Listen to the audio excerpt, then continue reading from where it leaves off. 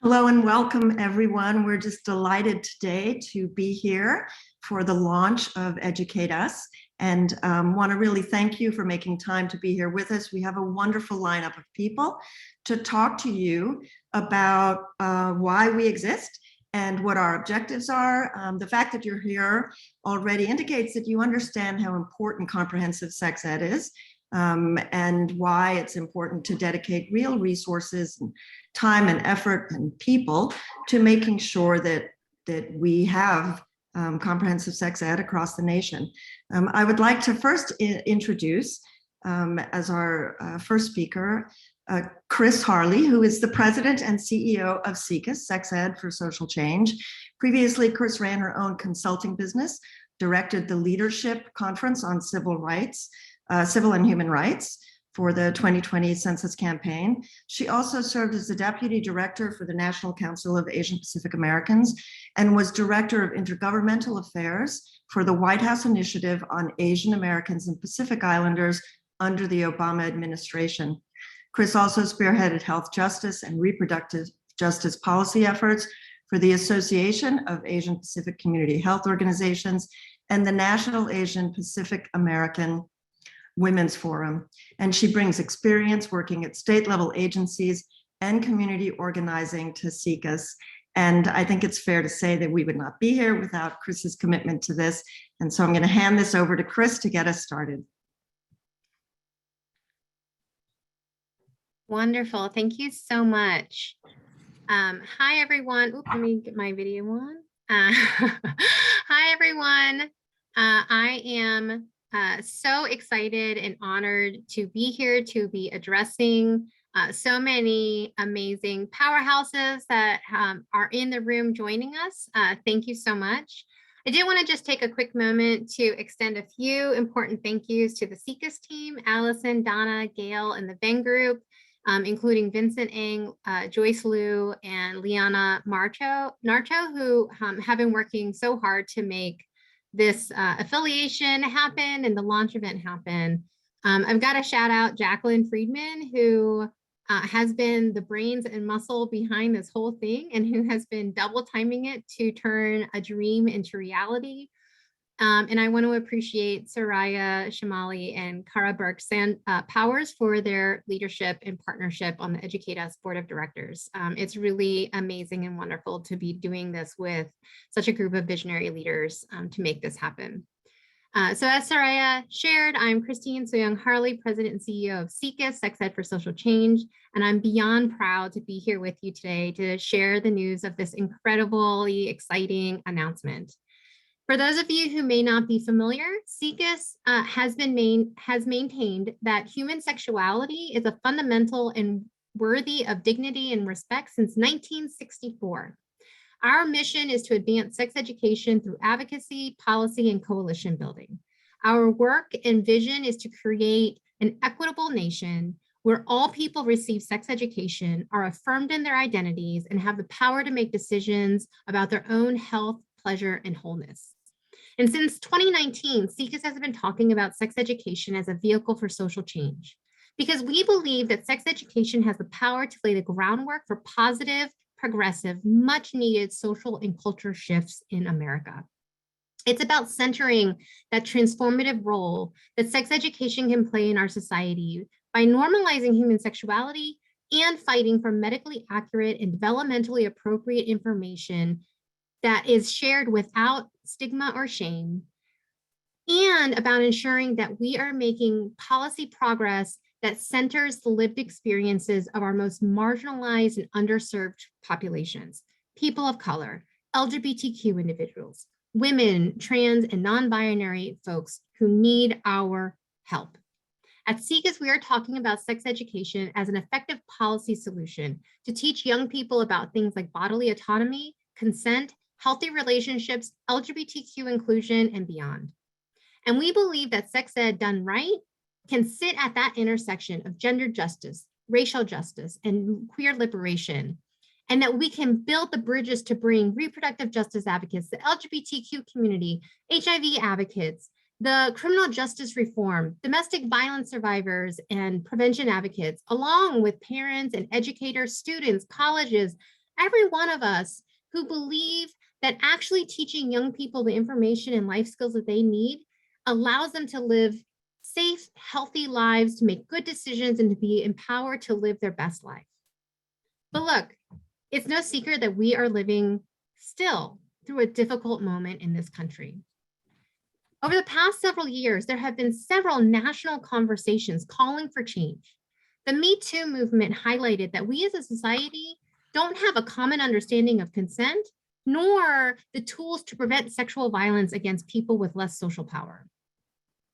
The call from the Movement for Black Lives asked each and every one of us to take on the work of dismantling white supremacy and systemic racism. And it's clear that young people are beyond calling for change and making clear that we're living in a new landscape of gender and sexual diversity that we've got to lean into in order to create a safe and beautiful and home for every beautiful soul. And yet there's a small but loud group of folks who hear these calls for change and respond by doubling down in their opposition to sexual and reproductive health and rights. And they are working actively to deny people accurate information about their bodies and about their lives. We see these voices popping up in school board meetings across the country, and it's astounding and it's disgusting. But we know that no matter the misguided opinions of these handful of folks, it's not going to stop us from creating the America that we all know needs to happen, where every single one of us can be seen, affirmed, valued, respected, and supported.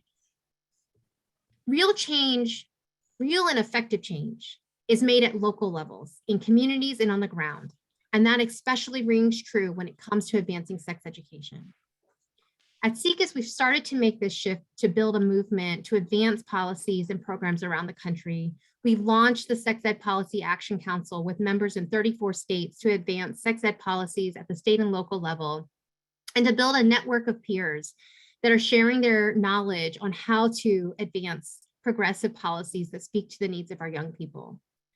But it's time for us to make sure that we have all of the tools at our disposal to advance progress in our communities, to achieve social change on a national scale, which is why we are overjoyed for this new opportunity to partner with Jacqueline Friedman and our brand new sister organization, EducateUS, SIECUS in Action. Jacqueline Friedman is an educator, an activist, and an author of 4 powerfully feminist books. Her podcast was named one of the best podcasts by both Marie Claire and Esquire. Jacqueline's work popularized the yes means yes standard of sexual consent that has been implemented on US campuses and made law into numerous states and countries. She's already a change maker who led the successful hashtag Facebook rape campaign to force Facebook to ban hate speech and content that promoted gender-based violence.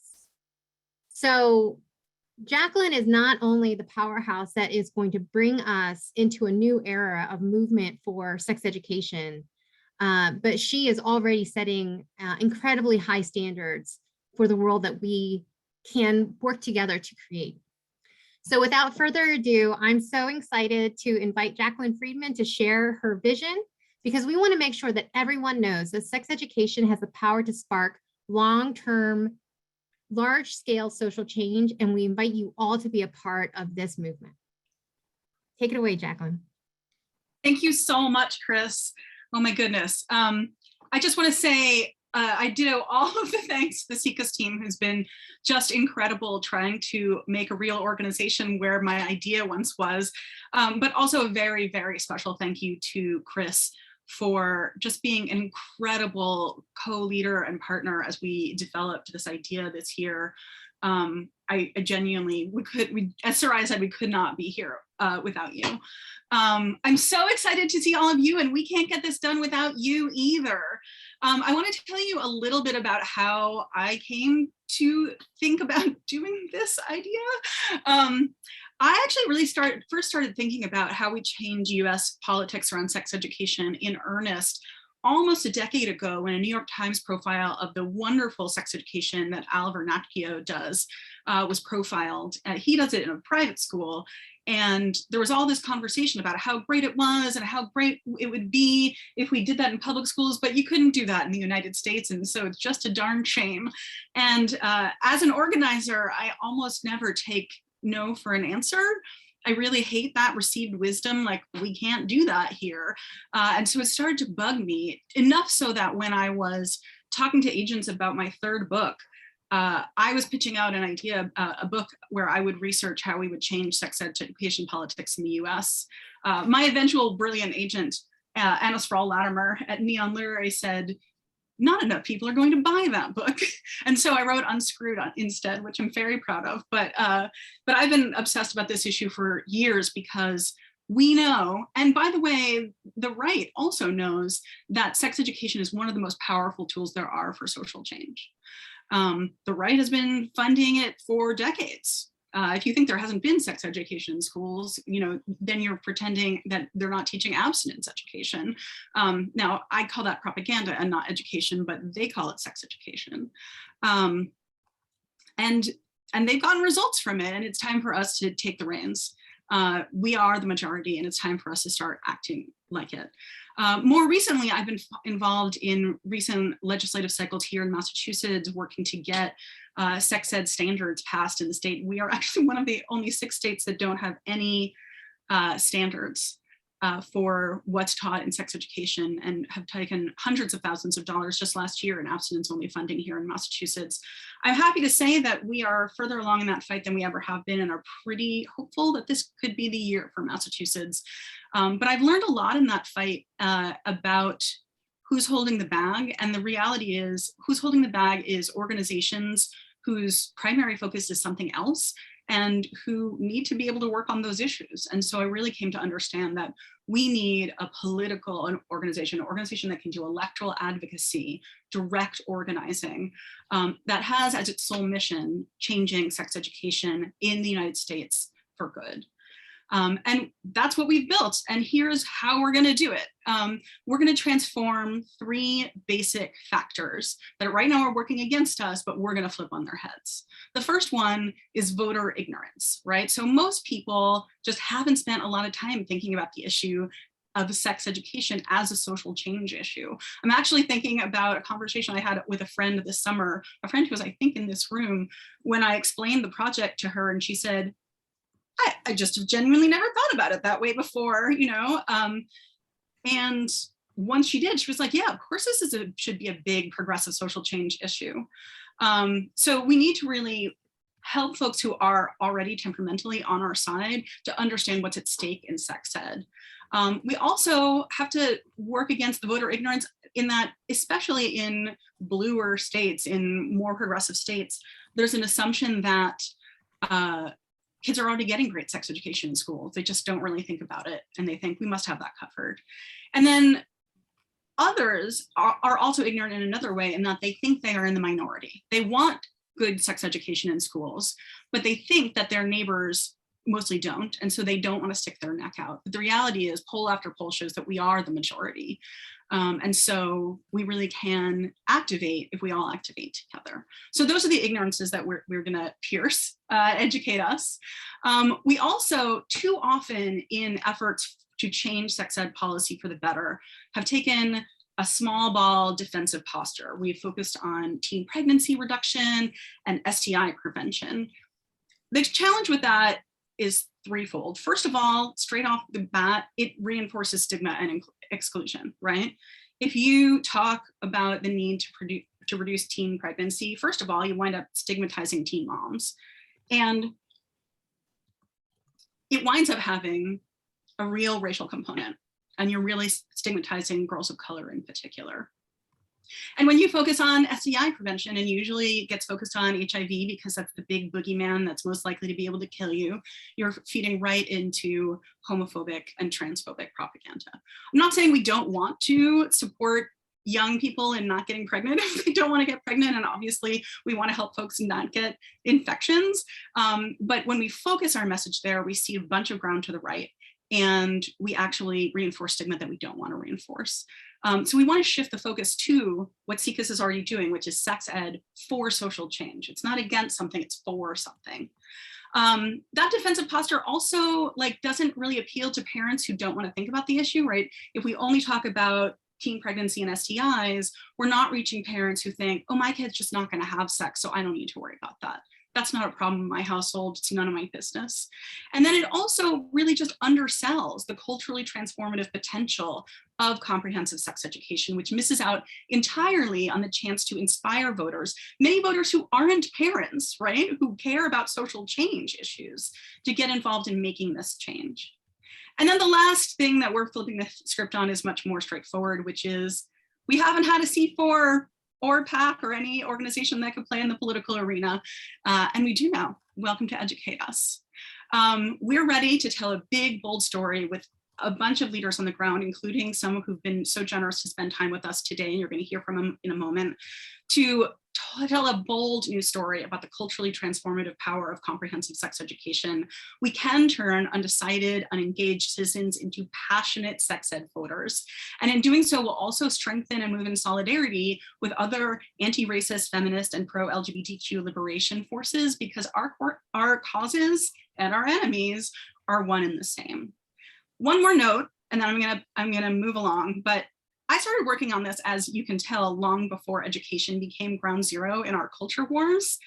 I'm heartily glad that is happening, but I'm challenging each of us, including myself, to see it as an opportunity, to see this moment where the focus is so much on education as our moment to turn the tables. Young people are already leading powerfully in some of the most impactful movements for climate action, racial justice, trans rights, and more. And young people can also care an enormous amount about the quality of their own sex education. And this is our moment to build an intergenerational, intersectional movement that puts into action what we know in theory, that we are the actual moral majority. Okay, I'm gonna come back around at the end and tell you a little more in depth how we're gonna do it, what our tactics are gonna look like, and also answer a few of your questions. We probably won't get to all of them. But first, I'm very pleased to debut our brand new launch video. You were the first humans outside of my team to see it. We hope you'll help us spread it all over social media after today's event. Without further ado, welcome to Educate Us.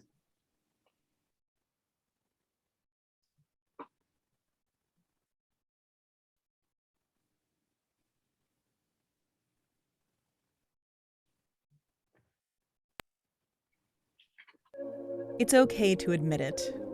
No matter where or how we grow up, most of us were failed by our sex education. In the 5th grade, our teacher answering a question of my classmates, which was, if boys get boners, what do girls get? And she said, periods. It was all shame and fear-based. It did absolutely nothing for me and my peers. Nearly everything that I learned about sexual or romantic relationships, I learned from movies or TV or Maxim or Tucker Max. Without having any kind of education in the public school, or without having parents who seek out other places to find comprehensive sex ed, these kids, when they have questions, they'll turn to the internet. 1 in 4 LGBTQIA+ youth in my county have been sexually harassed. These aren't just numbers, there are real students behind this, real students who cannot get a proper education. It was about, first and foremost, procreation after marriage for the purpose of having a kid. And it was never about connection. Pleasure was never discussed, and queerness was definitely not on the table. We deserve better. Tomorrow's students deserve better too. Good sex education can protect kids against bullying, abuse, and violence, freeing them up to focus on their studies and do better at school. It can help them know and stand up for their own boundaries, recognize each other's humanity, and have healthy, satisfying relationships for the rest of their lives. And yet, every time good people try to make sex education better in their own communities, right-wing extremists launch disgusting attacks. They're betting that their fear-mongering will divide and distract us. so that they can turn the schools we pay for with our tax dollars, schools that are supposed to support and strengthen every child, into propaganda machines for their homophobic, transphobic, racist, misogynist agenda. It doesn't have to be this way. More than 90% of parents across all political leanings want good, quality sex education taught to their children. We are the majority. Let's start acting like it. Today, in partnership with SIECUS, Sex Ed for Social Change, we're launching EducateUS, a national movement laser-focused on advancing progressive sex education across the country. We believe that good public sex education can change the world. And we're not going to stop until every child in this country has access to it. But it's going to take all of us to get there. To join us, or to learn more, visit educateusaction.org. It's time to educate us. It's time to educate us. It's time to educate us. It's time to educate us.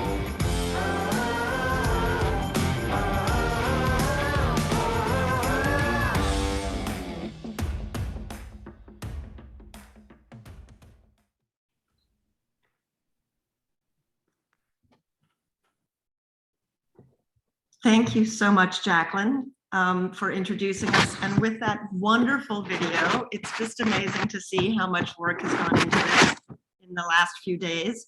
I want to also take a moment. I was so eager to launch us that I didn't introduce myself, but my name is Soraya Shamali, and I'm a longtime writer and activist collaborator with Jacqueline, and I'm really truly honored to be on the board of our organization. I'm going to jump right in and introduce our next speaker. We are really so happy to have this lineup of panelists to talk to you today, each of whom brings a different level of experience and insight into the topics that Jacqueline discussed. Our first speaker is Dr. Sarah Flowers. She's the Vice President of Education and Training at Planned Parenthood Federation of America. Prior to joining Planned Parenthood in 2018, Dr. Flowers was Director of Youth Initiatives for Love Heals Center for Youth and Families at GMHC. In this role, she expanded existing and launched new programs, as well as oversaw sex education and leadership program curriculum development and revision. She also coordinated quantitative and qualitative program evaluation and reporting, cultivated and maintained community partnerships, and hired, trained, and managed staff and a freelance health education team. Concurrently, she was an adjunct assistant professor for York College while serving as a postdoctoral research fellow for the college's collaborative research group on health policy and promotion and urban health lab. Dr. Flowers previously served as member of the boards of directors for both the New York Abortion Access Fund and SIECUS. She's a member of Women of Color Sexual Health Education Network, a trainer on emotional intelligence with Equilibrium Dynamics in San Francisco, and a published author. She holds a doctorate in public health from the Graduate School and University Center CUNY, as well as BA in psychology and a Master of Public Health degree, both from George Washington University. Dr. Flowers, welcome, and thank you for spending time with us today for this launch. Thank you so much for that introduction. Good afternoon, good morning, hola, aloha, hello everyone. My name is Sarah Flowers. I'm the Vice President of Education and Training at Planned Parenthood Federation of America. My pronouns are she, her, and hers, and I'm coming to you live from Brooklyn, New York. On behalf of Planned Parenthood Federation of America, we are thrilled to partner with EducateUS to ensure access to sex education for all. As many of you already know, Planned Parenthood is the nation's leading provider of high quality, affordable sexual and reproductive health care for all people. What some of you may not know, though, is that Planned Parenthood is also the nation's largest provider of sex education. Through programs in schools, in communities, in health centers, Planned Parenthood affiliates are a trusted source of sex education that is medically accurate, inclusive of all identities and abilities, and free from shame or judgment. Planned Parenthood also provides sex education and information online to young people across the country through things like Rue, our sex ed chatbot, our live chat text hotline, which is staffed by trained educators, and our library of videos, quizzes, and information across our PlannedParenthood.org website. PPFA's mission and the mission of EducateUS are reaching towards the same goal: unfettered access to sex education for young people in this country. We do this because we are passionate about giving people the information and skills they deserve to live their healthiest and most fulfilling lives when it comes to sex and relationships. When done right, sex education provides young people with the information and skills that they need to navigate relationships, take care of their sexual health, and live confidently in their identities, experiences, and abilities. We know this. We know that sex education can be a transformative experience and a force for young people and communities, and it can lead to positive social change.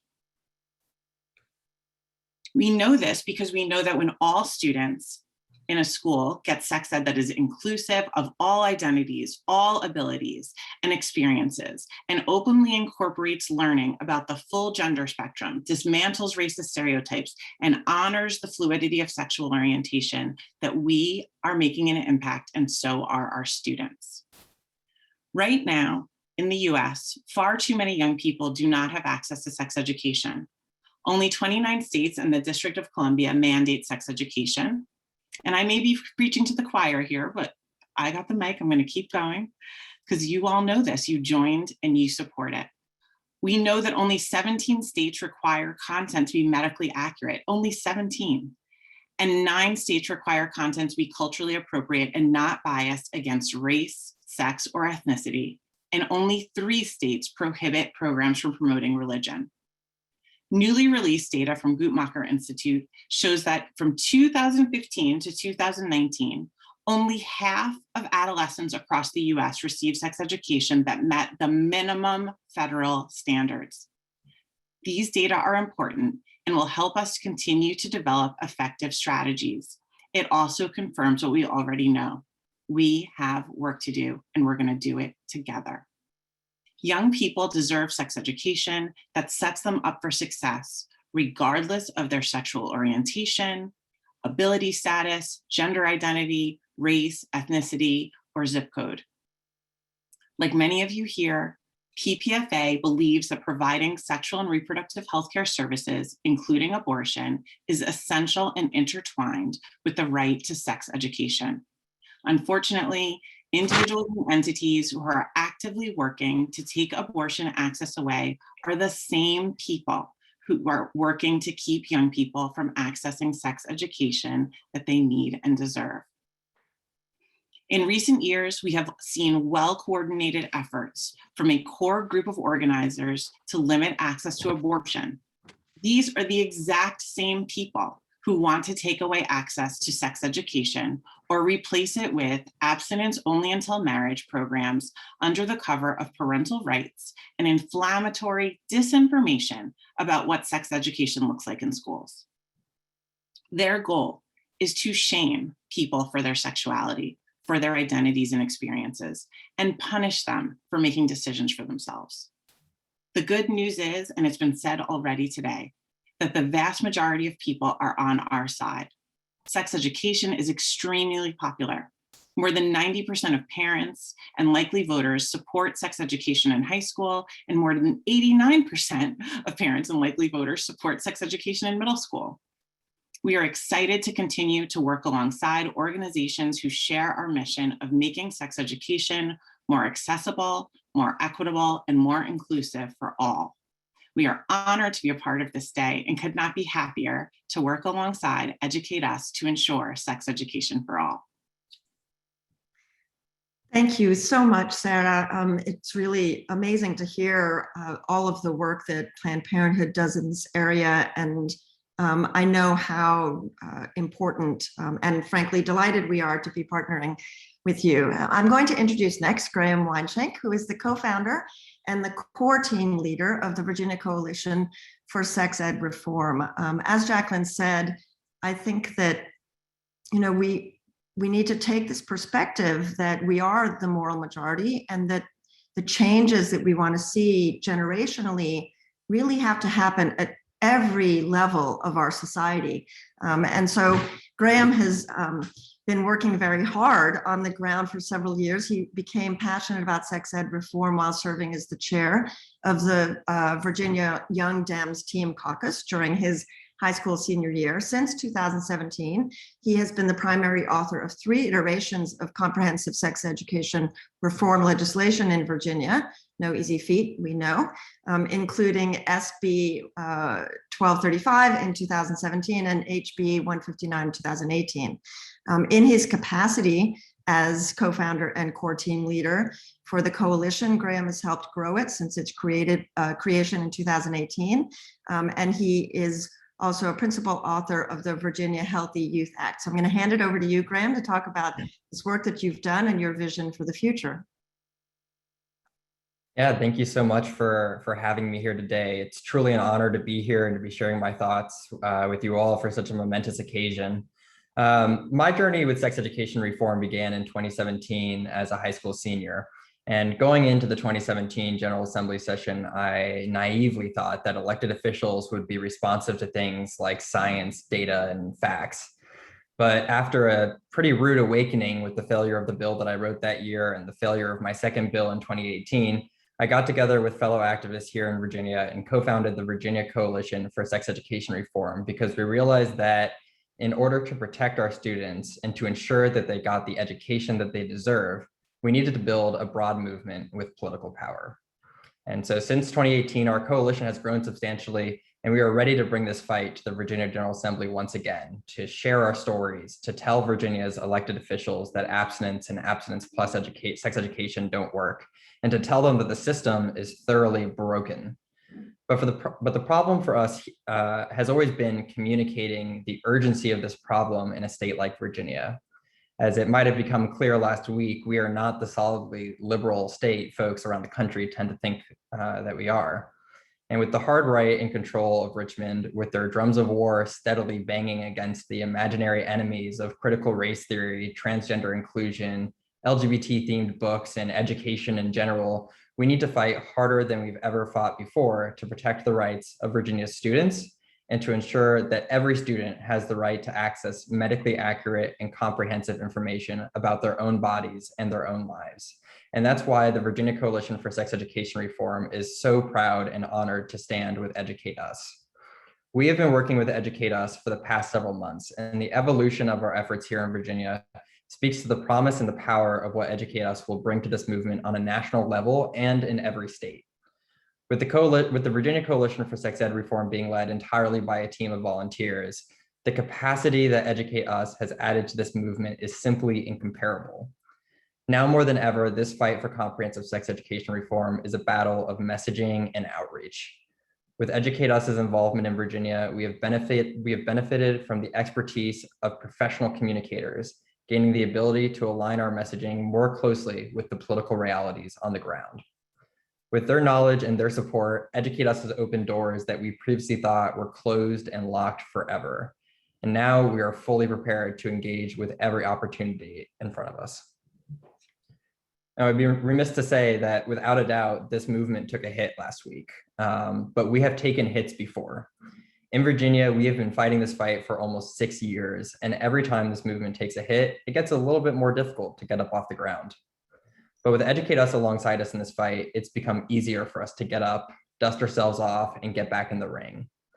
I'm not sure yet what the next year or the next 2 years or the next 4 years will bring for this movement in Virginia.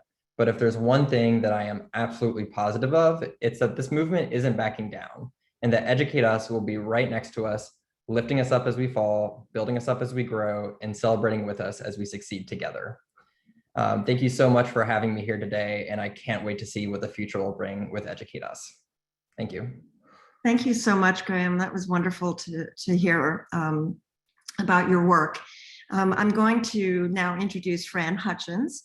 She's the Executive Director of Equality Federation, the national strategic partner to state-based organizations working to win equality in the communities we call home.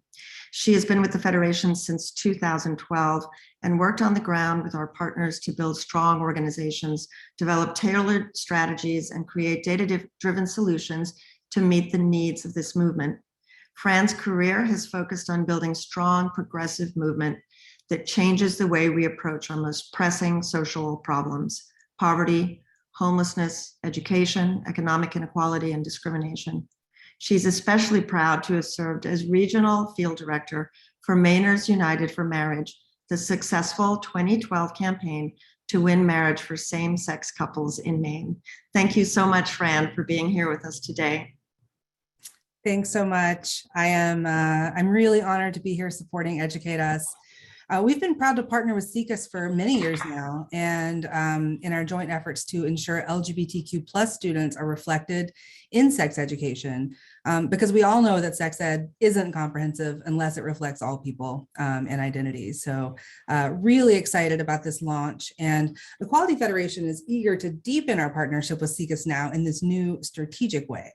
For those of you who don't know us yet, Equality Federation is an advocacy accelerator rooted in social justice, building the power of our network of 40+ state-based LGBTQ advocacy organizations.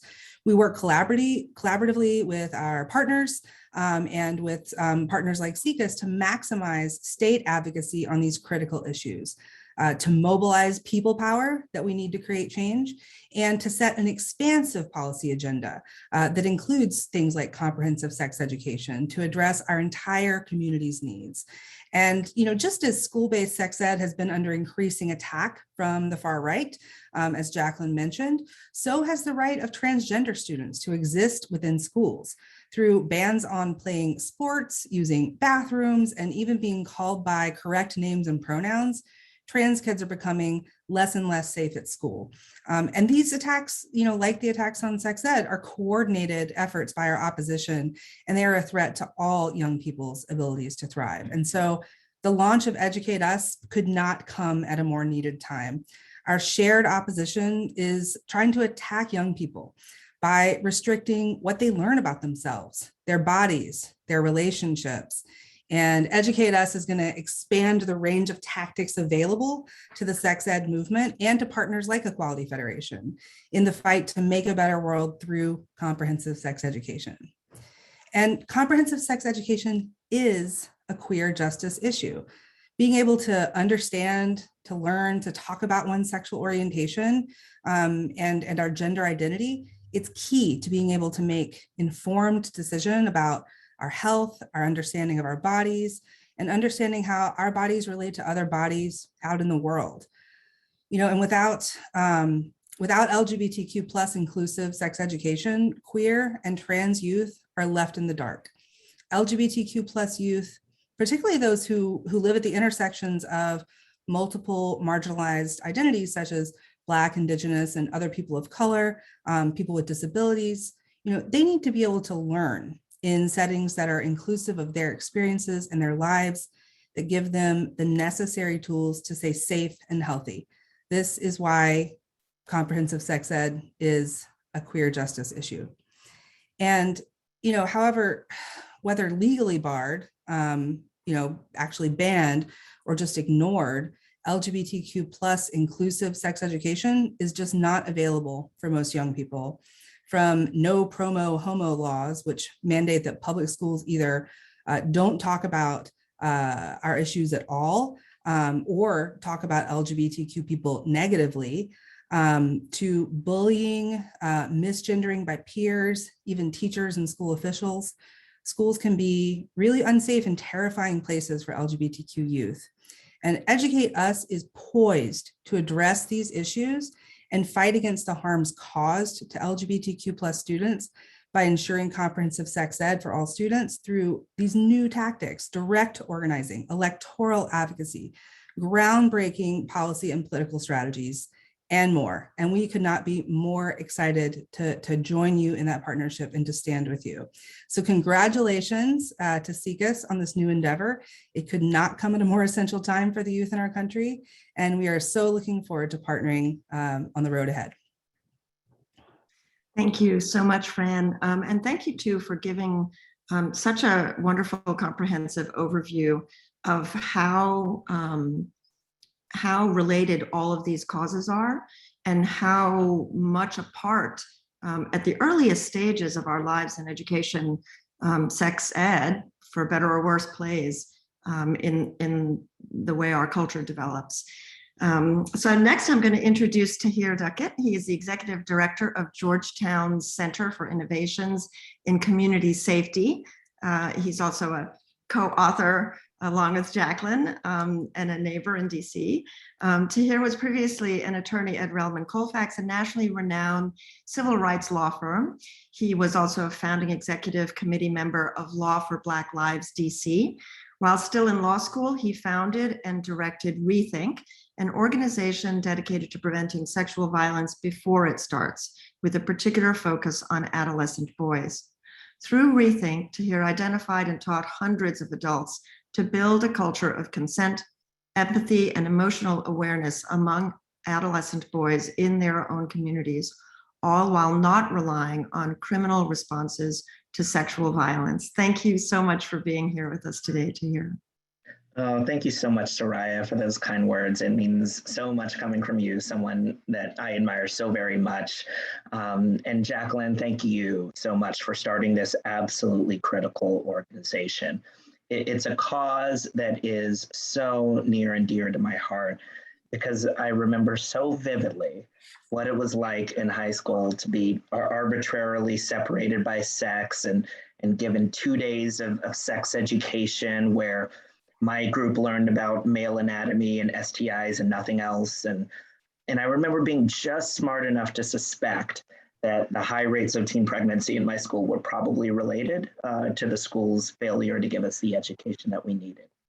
What I didn't know was that good sex ed wouldn't just reduce the rates of teen pregnancy, it could reduce the rates of dating and domestic violence, it could reduce the rates of body dysmorphia, of self-harm, break down harmful gender norms, it could reduce the rates of sexual violence. Because nature abhors a vacuum. And for too many kids, and especially those raised as boys, the information they get regarding consent and gender norms from the media, and increasingly from social media and devastatingly from political figures is literal poison that will harm them and that they will spread and harm others. And we've all seen the social impacts of the brand of masculinity that ends up filling that vacuum. Now, I was fortunate to survive that poison, despite what I got from TV shows, from men's magazines, from blogs, from my friends. I found my way to a healthier masculinity. And I count myself lucky, but we can and we have to do so much better than hoping for luck. We can build a better world with the kind of comprehensive educational effort that shows our kids a healthier, safer way to live. There are those who are threatened by this, who benefit from the status quo and who know that their grip on a patriarchal white supremacist world is threatened by each generation that learns more about how those systems of oppression hurt each of us. And here's what I will grant them. They know the stakes, right? And for far too long, too many people who support comprehensive sex ed haven't fully grasped the importance of this project, that what we're talking about is something that could be culturally game-changing, and that's worth fighting for. A world that is focused on preventing harm from happening in the first place. Can we all dare to imagine a world that instead of directing all of our resources to responding to harm, most often through a criminal system that has been an abject failure at remedying these harms broadly, what would it look like if we prevented it from happening in the first place? Right? What would our world look like if so many of us weren't spending so much of our brain power wading through the trauma of dating and domestic violence, of sexual violence, of body dysmorphia? How much could we accomplish? How much safer would we all be? How much freer would we all be? And that's the work of the academic center that I run at Georgetown Law, the Center for Innovations in Community Safety, where we're building towards a modern vision of community safety, one that reduces reliance on policing and incarceration and invests in the most effective strategies for keeping each other safe from violence, from self-harm, from insecurity, from abuse. And I strongly believe that we have to think about sex education as part of that vision. And Educate Us is a long overdue giant leap in that direction. And that's why I couldn't be more proud to be part of this team. So thank you.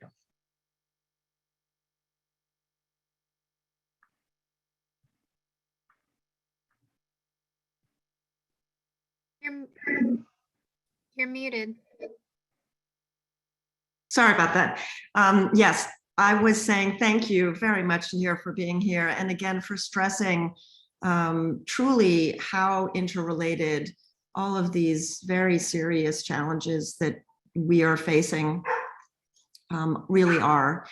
Next, I'm going to introduce Rabbi Danya Ruttenberg, and she's an author and an activist, and one of my favorite Twitter presences in a place that can be unremittingly bleak.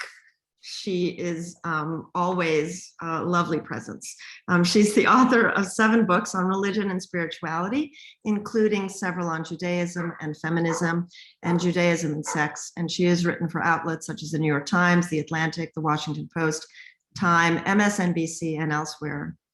She's been named by Newsweek and the Daily Beast as one of 10 rabbis to watch, and by the Center for American Progress as one of 21 faith leaders to watch. So we're delighted to have you here today. Thank you for joining us with for this launch. Thank you for having me. I'm delighted and honored to be here. And in honor of this just really exciting day, I'm gonna teach a little smutty Talmud. So I'm going to teach this famous little story and pause periodically to talk about some of the lessons we might be able to take out of it. So there's this kind of famous story in the Talmud, if you're one of the kinds of people who thinks the Talmud has famous stories, about a curious student who takes his studies a little past the point, a lot past the point of what might be considered appropriate. So Kahana, the yeshiva boy in question, hides under the bed of his teacher, deliberately listening in on the master's lovemaking with his wife, right? Because people are not born with accurate information about sex and sexuality, right? And if we don't teach people what their bodies can do, they will go to wild measures to learn however they can. And the ways that people decide that they're going to learn about sex might not be the ways that we recommend. And we can only hope that they will take away the right information. And we also learn from this guy's going to his rabbi's bed, right? People need mentors. This student is going to his teacher, right? He's looking for wisdom from someone he trusts. So we need to show up for students and be the trustworthy teachers that they are longing for. So Kahana is under the bed and he is shocked by the way his teacher and the teacher's wife, this is, a book written by men for men, so it's kind of male point of view, like the teacher and his wife are like talking and joking together during sex, and they're laughing and they're having a great time. And he says, "Is the mouth of my teacher like one who has never before tasted food?" Like clearly whatever's happening there is a lot of fun, because Kahana doesn't know that sex can be a vehicle for pleasure, right? That it can be such a vehicle for desire, for joyous connection, right? We need sex ed that's not just information, but that is sex positive, that's affirming, that teaches students not to fear their bodies, right? That this is how that they can learn about consent, about appropriate gender norms, about safer sex and contraception and gender identity and sexuality and everything else, and that their learning can be positive and joy-based and not fear-based, and that they can walk out of their sex education experience healthier and more whole, right? This is what Educate Us is really all about. And so Rav, the teacher, while Kahana is under the bed, kind of freaking out, suddenly gets aware of Kahana's presence and says, "Kahana, are you here?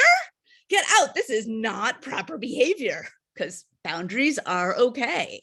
And there are ways to teach about sex and sexuality. And we need to have rigorous standards in how and in what context we do this work, of course. But then Rav Kahana gets the last line. He says, yeah, but this too is Torah, and I need to learn, right? This is Torah. Sex is holy, right? Sex is a sacred teaching. Torah literally in Hebrew means teaching, right? Sex is a sacred teaching. Comprehensive sex ed is a critical faith issue because we are all created in the divine image, and we need to teach the next generation how to care for their bodies, right? Because this is an issue of dignity and autonomy, and because every faith tradition, as far as I know, and I've studied every single one I've ever heard about, commands us to build more just societies, right? We know that comprehensive sex education intersects with and can impact every single structural issue in our society, right? Comprehensive sex ed is a racial justice issue. It's an economic justice issue. It's a queer and trans rights issue. It's an abortion justice issue. It's a gender justice issue. It keeps going on. There is, thank God, separation of church and state in our country. That is how it should be. But faith communities can and should be rallying behind the work of Educate Us, because this is our work. This too is Torah, and we need to teach. Thank you. Thank you so much for that lesson, which I think is so critical. Thank you so much for sharing that lesson, a very critical one, I think, for all of us, and a perspective that I think should be more widely, broadly, frequently heard. So thank you for joining us today with that. I'm going to reintroduce Jacqueline, who will close our session with a Q&A segment.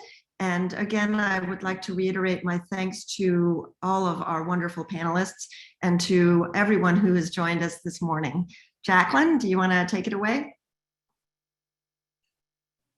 Hi, yes, I think actually all of our cues are aids. So what I want to actually spend this time doing is explaining how we're going to do this and how everyone who's on this call right now can play a role. But the first, I want to say thank you to all of the incredible leaders who've been here with us today, Soraya and Danya and Tahir and Fran and Graham and Sarah and Chris. I'm really just so honored to have you partnering with us in many ways, and really as a testament to who we can be together, working together as one movement. Okay, so we are dropping some links in the chat of how you can get involved, and I'm going to tell you what we're going to be doing so that you'll want to click on them. We plan to pursue three main tactical pillars. The first one is going to be investing in deep and reliable research on our new messaging approach. The right, as we have discussed, has already been doing this to great effect for decades because they know how powerful public sex education is as a tool for social change. And here's what we know about social research. The middle, which is who we tend to pitch sex ed to, that's why we wind up with these small, apologetic, stigmatizing arguments. We've been operating on a misapprehension that the middle wants a moderate argument, but that's not what they want. We see over and over again in many ways, what the middle wants is a powerful story that they can connect to, they can connect themselves with. And I think that we can tell them a winning one about love, about connection, about our shared humanity, and the potential for this next upcoming generation to transform and transcend our current toxic culture, right? I think there's a huge opportunity here to speak directly to the parents who are really fed up with the toxic discourse at the school boards and say, would you like your kids to learn how to grow up differently? And one of the main tools I want to use to do this shift is called the race class narrative. It was developed by Anat Shenker-Osorio, Ian Hanley-Lopez, and Heather McGee, among other people, and has been deeply empirically tested.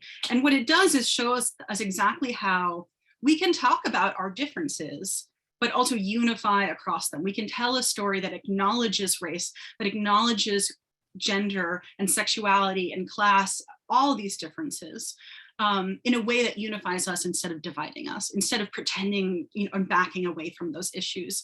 And to get all the important facts and correct information that we want out about what sex ed can do in the container of a story that's going to get people really excited to get involved. And once they do get involved, we're going to be investing in that messaging, and we're looking for people to help us invest in that messaging. Once we get those people activated with great messaging, we have to get them something to do, right? So our plan is to back local folks on the ground who are already interested in changing sex ed in their communities. So that's exactly our relationship with Graham and Vassar. We are at their meetings, we are offering our advice, we are backing their plays, we are asking them what resources, what expertise, what frameworks that you may not have been exposed to could be helpful here. But ultimately, we believe that the folks on the ground in their own communities are the experts in how change gets made. We're here to back folks on the ground. And folks on the ground have been doing amazing stuff. I know we mostly hear negative headlines and we're emphasizing how much change needs to happen, but I just want to give a shout out to our board member, Carolisa Berg-Powers, who's here, and the entire organizing team in Worcester, Massachusetts, which is a very diverse working class city here in New England, very demographically similar to the country as a whole. And they have been organizing for 5 years. And just this spring successfully got a new K-12 curriculum, the 3 R's from Advocates for Youth, passed for Worcester schools. And since it started to be implemented, has faced a vicious, very well-funded backlash from the right. And they successfully organized, backed by national organizations, including EducateUS. But they really led the way on the ground about how they wanted to fight back. And I'm so proud to say that they gained 2 seats on the school board in terms of pro-sex ed folks. And not a single pro-sex ed folks lost their seat. So it can be done. And we're working with the folks who can do it, right? So Kara's on our board. We're talking to electeds in other places who run on pro-sex and pro-sex ed platforms so that we can teach other electeds and other aspiring campaigners exactly how it can be done. We also are working and talking with folks like Fran at the Equality Foundation about how do we do a better job of backing school board and school committee members who want to support our issues. And we're in the beginning conversation of that, but that's the kind of organizing we wanted to do too. But we're also talking about phone banking and canvassing. We're also talking about buying YouTube search terms. Organizing in 2021 looks old and new, and there's a whole world of tactics that if we have the resources, we can really help implement on a way for this issue that has never been done before. There's never been, as far as I can tell, large scale organizing push, grassroots organizing push across the country on this issue. We can do that with you. And then the last tactic in our 3 pillars is impact litigation. I saw somebody ask about whether we're going to be helping out states that need to make sure that the decent laws that are on their books get implemented. We absolutely will, and we can do that with organizing, but another way that I think we can do it is through impact litigation. We are in conversation with the ACLU of Northern California, who actually successfully won a fight to get a California law implemented in some school districts, and the law is going to be on our side for implementation. But I don't want to stop the impact litigation train there, because there's more we can do. I actually, if we want to raise funds to hire a legal team to develop a new legal theory, because we believe that kids have an affirmative right to not be harmed by abstinence propaganda in their schools. And we would like to pursue that right legally. So that's going to take a little while to develop, but stay tuned on that. The whole point is there are a million ways for you to get involved. You can click any of those links in the chat to get involved. To get involved can mean donate, and don't be shy about that either. We absolutely need funding right now. We are a startup, but we also have a long checklist of things you might like to do, different tactics you might be interested in on the Get Involved page. Let us know how you want to be involved. And if you don't know and just want to send me an email to say, I'd like to be involved, but I don't know what I can do, send me that email too. That's also on the Get Involved form. You can just send that form. We need every one of us bringing whatever it is that we have, whether that's Talmud or street tactics, right? Every one of us, if we bring ourselves to it, we really can, we can win. We can make a movement that can win.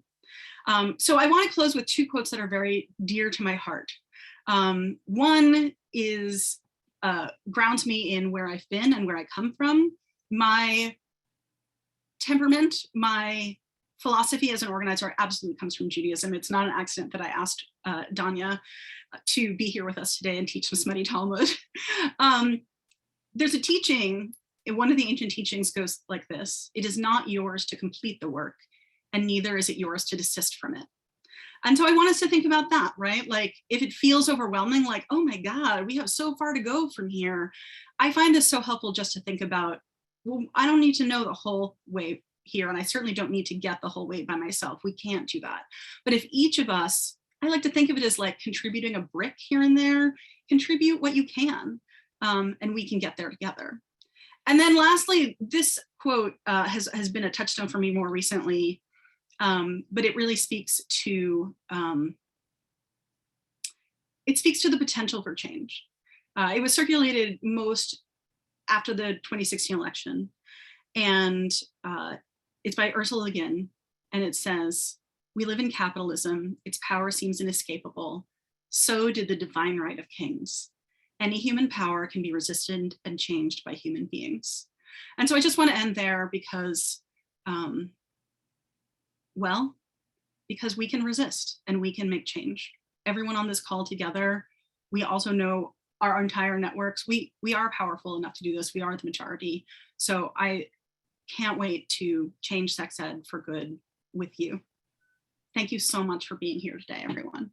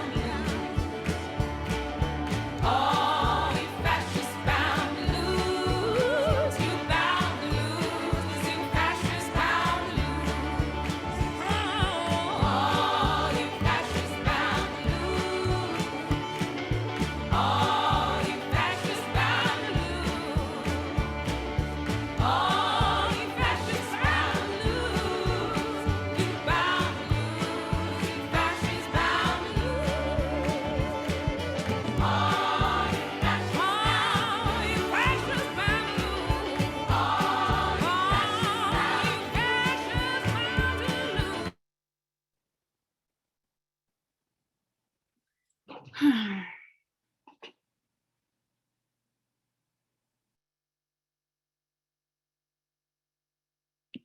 want me to stop the recording?